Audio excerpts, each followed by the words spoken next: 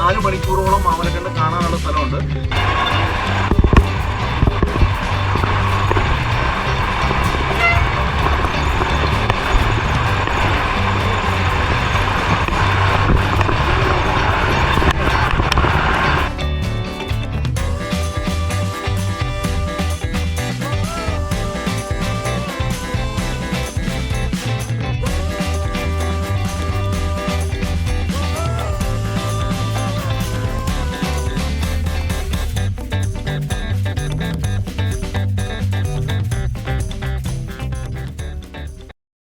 നമസ്കാരം, ഞാൻ ഡോക്ടർ മനോഹരൻ. ലീഫ്ടെക് മെഡിലൈഫ് എന്ന യൂട്യൂബ് ചാനലിലേക്ക് എല്ലാ മാന്യ പ്രേക്ഷകർക്കും ഒരിക്കൽ കൂടി ഹൃദയപൂർവ്വമായ സ്വാഗതം.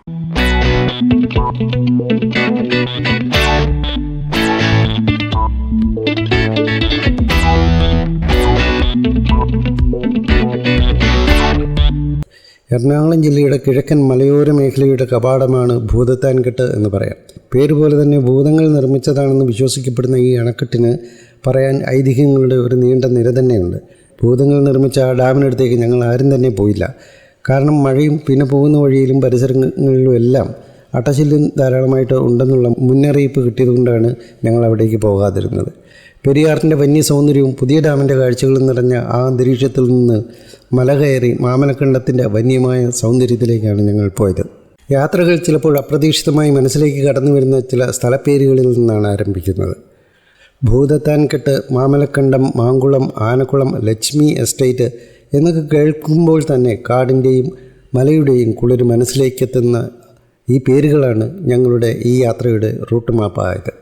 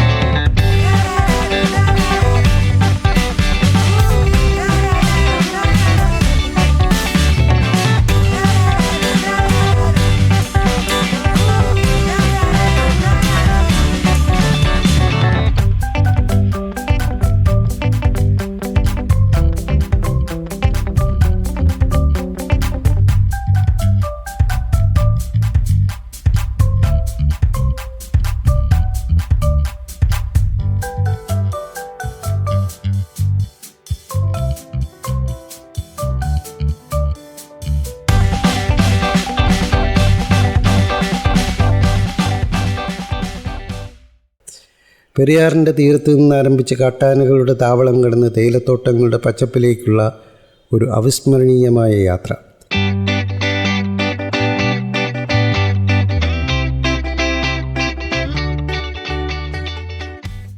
കോട്ടയം KSRTC നടത്തുന്ന ബഡ്ജറ്റ് ടൂറിസം യാത്രയുടെ ഭാഗമായി ഞങ്ങൾ കുറച്ച് പേർ കോട്ടയത്ത് നിന്നും വെളുപ്പിന് 5 മണിക്ക് യാത്ര പുറപ്പെട്ടു. രാത്രി 12 മണിയോടെ കോട്ടയത്ത് തിരിച്ചെത്തിയ ആ യാത്രയുടെ ഓർമ്മകളാണ് ഈ വീഡിയോ.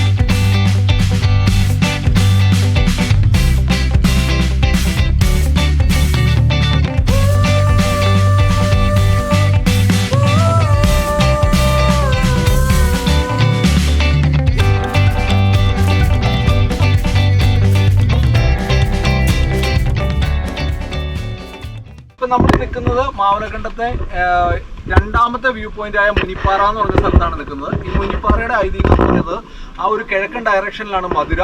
അവിടുന്ന് രാജഭരണ കാലഘട്ടത്തിൽ കൊച്ചിയിലേക്കും തൃശ്ശൂർ രാജകൊട്ടാരത്തിലേക്കും തിരിച്ചങ്ങോട്ടും ഈ പശ്ചിമഘട്ടത്തിലൂടെ സ്വാമിമാര് നടന്നു വന്നുകൊണ്ടിരുന്ന സമയത്ത് ഈ വെസ്റ്റേൺ ഗട്ട്സിൽ പല സ്ഥലത്ത് ഇങ്ങനെ സേഫ് സോണുകളിൽ ഇങ്ങനെ വിശ്രമ കേന്ദ്രങ്ങളുണ്ട്. ഒരു ഡേ ടൈമിൽ ഒരാൾക്ക് നടക്കാവുന്ന ദൂരപരിധി ഇട്ടിട്ടുള്ള ഈ വഴിയമ്പലങ്ങൾ പണിത്. ഇത് 90കളുടെ കാലഘട്ടം വരെ ഒരു വലിയ ആലിൻ്റെ ചുവട്ടിൽ ഒറ്റ പാറയുടെ അടിയിൽ ഇരിക്കുകയും കിടക്കുകയും ചെയ്യാവുന്ന രീതിയിലുള്ള 3 റൂമായിരുന്നു. നടുക്കത്തെ പൂജാമുറിയായിരുന്നു. ഇപ്പം ഇത് ആദിവാസികളുടെ അമ്പലമായിട്ടാണ് ഉപയോഗിക്കുന്നത്. അവർ വേനൽ മഴ താമസിക്കുന്ന സമയത്ത് കാട്ടിൽ നിന്ന് വന്ന് കല്ലും പുല്ലും ഒക്കെ വെച്ച് പൂജ ചെയ്യാറുണ്ട്. മാമലക്കണ്ടം ഒരു ദിവസത്തിൽ ഒരു 4 മണിക്കൂറോളം മാമലക്കണ്ടം കാണാനുള്ള സ്ഥലമുണ്ട്. ഇവിടെ Koyinippara, Munippara, government school, Mullappally waterfall, അങ്ങനെ നിരവധിയായ വ്യൂ പോയിന്റുകൾ നമ്മളൊരു 7 പേരെ വരെ ഒരു വണ്ടിയിൽ ചെയ്തിട്ടാണ് നമ്മൾ പാക്കേജ് ചെയ്യണേ. ഇവിടെ നിരവധി ഹോം സ്റ്റേകളും കാര്യങ്ങളൊക്കെ ഉണ്ട്. ഒരു ദിവസം മാമലക്കണ്ടത്തേക്കായിട്ട് തന്നെ വരിക. ഏഷ്യയിൽ ഏറ്റവും കൂടുതൽ ആനയുടെ ഡെൻസിറ്റി ഉള്ള കാടിന്റെ ഭാഗമായിട്ടുള്ള സ്ഥലമാണ് മാമലക്കണ്ടം.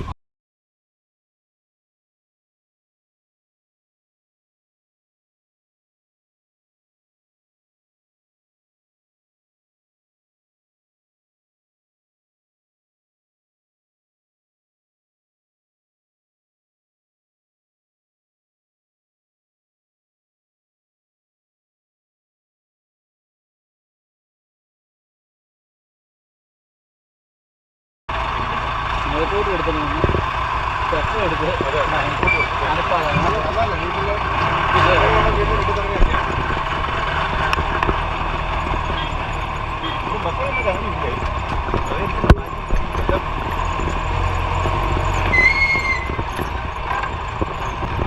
സത്രം പോയപ്പോ ഈ മറ്റേ ഗിയറില്ലേ അതില്ലാത്ത വണ്ടിയാണ്. അത് 2 വീലർ വണ്ടിയാണ്. അത് എന്ന് പറഞ്ഞാൽ നമുക്ക് സിമ്പിൾ ആയിട്ടുള്ള എല്ലാ വഴിക്കും പോവാം.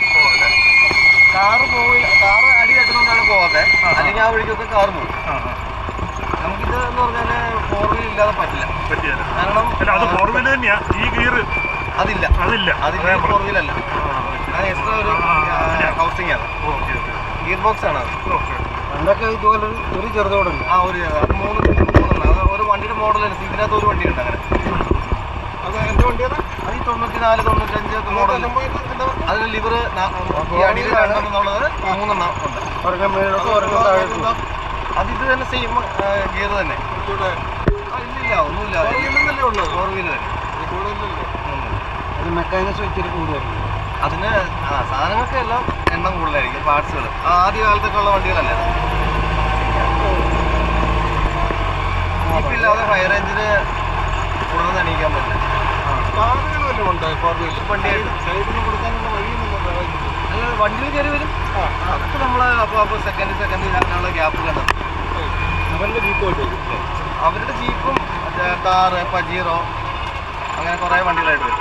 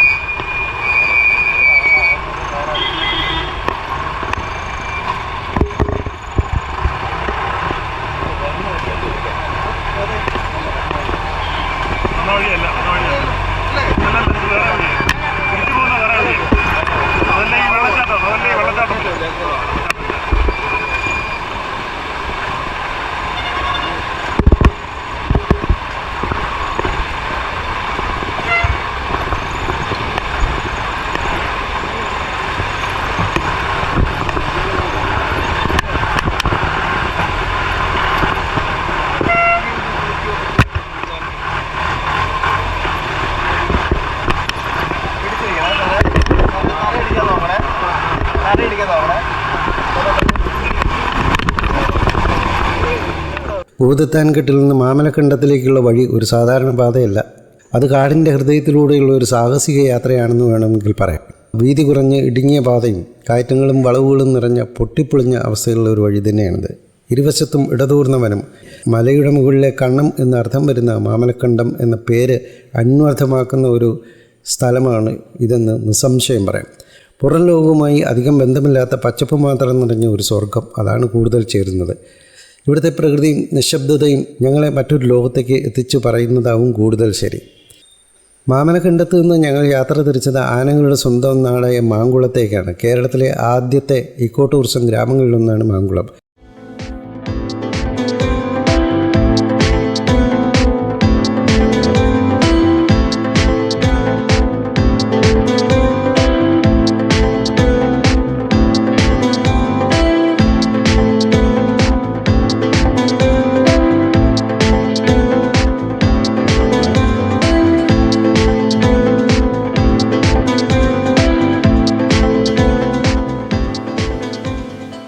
വനത്താൽ ചുറ്റപ്പെട്ട് കിടക്കുന്ന ഈ ഗ്രാമം ആനക്കുളത്തേക്കുള്ള കവാടമാണ്. ഒടുവിൽ ഞങ്ങൾ ആനക്കുളത്തെത്തി. യാത്രയുടെ ആവേശകരമായ ഒരു നിമിഷം. ഇതൊരു സാധാരണ സ്ഥലമല്ല. കാട്ടിൽ നിന്ന് ആനക്കൂട്ടങ്ങൾ വെള്ളം കുടിക്കാനും ഉപ്പ് തിന്നാനും സ്ഥിരമായി എത്തുന്ന ഒരു പുഴയോരമാണിത്. ഇട്ടിളച്ചോല എന്ന പുഴയുടെ ആനക്കുളം എന്ന ഒരു പ്രത്യേക ഭാഗത്താണ് ഇവ കൂട്ടമായി എത്തുന്നത്. പറഞ്ഞു കേൾക്കുന്നതനുസരിച്ചാണെങ്കിൽ ഇവിടുത്തെ വെള്ളത്തിന് എന്തോ പ്രത്യേക ടേസ്റ്റ്, ആനകൾക്ക് ഇഷ്ടപ്പെടുന്ന എന്തോ ഒരു ടേസ്റ്റ് ഉണ്ടെന്നാണ് അറിയാൻ കഴിഞ്ഞത്. പക്ഷേ നിർഭാഗ്യകരമെന്ന് പറയട്ടെ, മോശപ്പെട്ട കാലാവസ്ഥ മൂലം ഒരാനയെ പോലും ഞങ്ങൾ കണ്ടില്ല. അതങ്ങനെയാണ്. നമ്മുടെ ആവശ്യവും സൗകര്യവും അനുസരിച്ചൊക്കെ ജീവിക്കുന്ന ജീവികൾ കാഴ്ച ബംഗ്ലാവിലേ കാണും, കാട്ടിൽ കാണാൻ കിട്ടില്ല.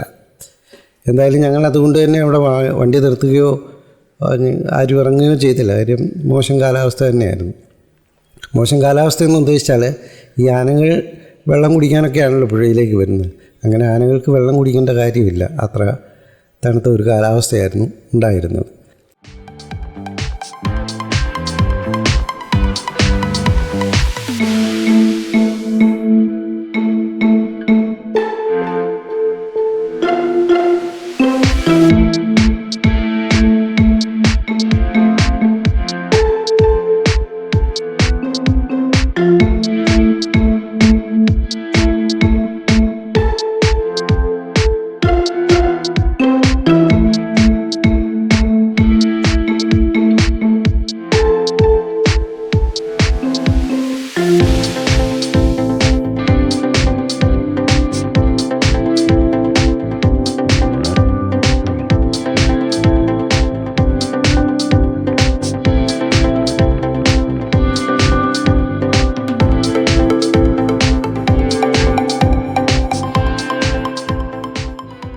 ആനക്കുളത്തെ അത്ഭുതങ്ങളിൽ നിന്ന് ഞങ്ങൾ യാത്ര തുടർന്നത് തേയിലയുടെ മണമുള്ള ലക്ഷ്മി എസ്റ്റേറ്റ് വഴി മൂന്നാറിൻ്റെ മണ്ണിലേക്കാണ്.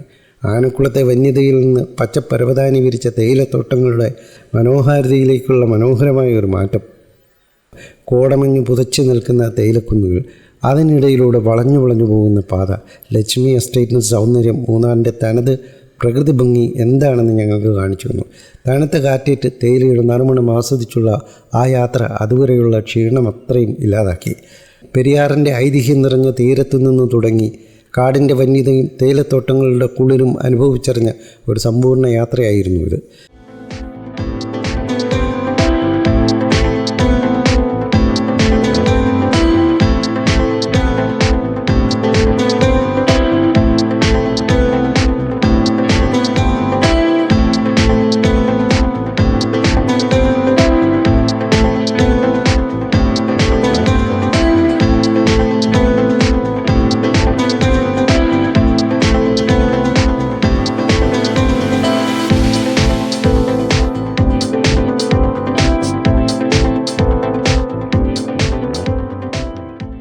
ഭൂതത്താൻകെട്ടിൻ്റെ നിഗൂഢത, മാമലക്കണ്ടത്തു നിന്നുമുള്ള ഓഫ് റോഡ് ജീപ്പ് സഫാരി ജീവിതത്തിൽ ഒരിക്കലും മറക്കാൻ കഴിയാത്ത ഒരു അനുഭവമാണ്.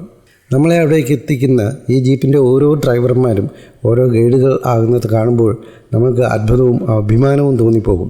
നമ്മുടെ ടൂറിസം മേഖലയിൽ ഇങ്ങനെയുള്ളവരെ കൂടുതൽ പ്രോത്സാഹിപ്പിക്കേണ്ടതാണ്. അവരുടെ ഡ്രൈവിംഗ് മികവ് എടുത്തു പറയേണ്ടതാണ്. അവർക്കുള്ള അഭിനന്ദനങ്ങൾ പ്രത്യേകമായി അറിയിക്കുകയാണ്.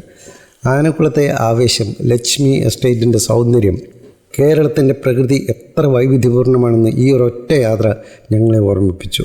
മറക്കാനാവാത്ത ഈ ദൃശ്യങ്ങൾ മനസ്സിൽ നിറച്ച് മറ്റൊരു യാത്രയ്ക്കായി കാത്തിരിക്കാമെന്ന പ്രതീക്ഷയോടെ ഈ വീഡിയോയുടെ അവസാനിപ്പിക്കുകയാണ്.